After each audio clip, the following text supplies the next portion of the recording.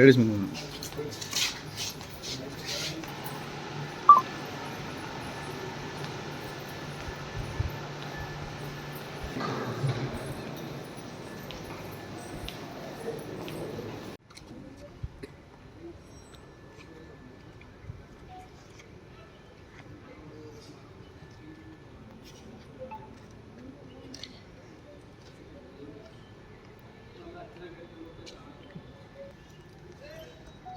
నిన్న జగిత్యాల పట్టణంలో జరిగినటువంటి గణేష్ ఉత్సవ నిమజ్జన కార్యక్రమంలో భాగంగా మేము డాక్టర్ భోగ శ్రావణి గారితో కలిసి మా టీం అంతా సందర్శనార్థం వెళ్ళడం జరిగింది.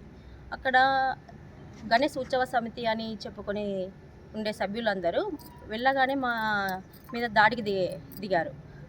ఇష్టం వచ్చినట్టు మాటలు మాట్లాడుతున్నారు, బూతులు మాట్లాడుతున్నారు.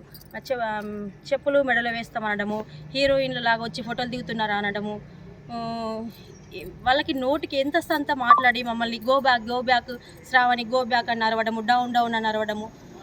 అక్కడ నుంచి అసలు మమ్మల్ని మనసున పట్టకుండా తోసేసే ప్రయత్నం చేశారండి. మీద పడిపోయారు ఇక అందరు రౌడీల్లాగా మీద పడి మాటలు మాట్లాడడము, నోటికి ఎంత అంత మాట్లాడుతున్నారు. నిన్న జరిగినటువంటి సంఘటన గురించి కలెక్టర్ గారికి, ఎస్పీ గారికి చర్య తీసుకోవాలని వినతి పత్రం ఇవ్వడం జరిగింది. చట్టరీత్యా చర్యలు తీసుకోవాలని కోరడం జరిగింది. మా టీం అందరితో కలిసి మేము వినతి పత్రం అందజేశాము. అక్కడ ఉత్సవ కమిటీ అని చెప్పుకొని ఉన్న వాళ్ళందరూ అయితే విశ్వ హిందూ పరిషత్ వాళ్ళు ఉండాలి, అయితే ఉత్సవ కమిటీ వాళ్ళు ఉన్నారు. అక్కడ రాజకీయం చేసి రాజకీయ పరంగా మాట్లాడారు అక్కడ వారందరూ. ఏంటంటే నరేంద్ర మోడీ గారి గురించి కానీ, ఎంపీ ఎలక్షన్లు అప్పుడు జరిగిన విషయాలు కానీ, అట్లాంటి విషయాలన్నీ గో బ్యాక్స్ రావని అని చెప్పి మమ్మల్ని అక్కడికి వెళ్ళిపోమని, అసలు పక్కకుండా కూడా అక్కడ టవర్ సర్కిల్ ఏరియాలో మీరు ఉండొద్దు, ఇక్కడ నుండి వెళ్ళిపోవాలి అని చెప్పి మా మీద దాడికి దిగారు వాళ్ళందరూ. గణేష్ నిమజ్జన సమయంలో జగిత్యాల టౌన్లో జరిగినటువంటి డాక్టర్ భోగ శ్రావణి మరియు మహిళా మోర్చా కార్యకర్తలు గణేష్ ఉత్సవాల్లో పాల్గొనడానికి జగిత్యాల టవర్ దగ్గరికి వెళ్ళడం జరిగినది.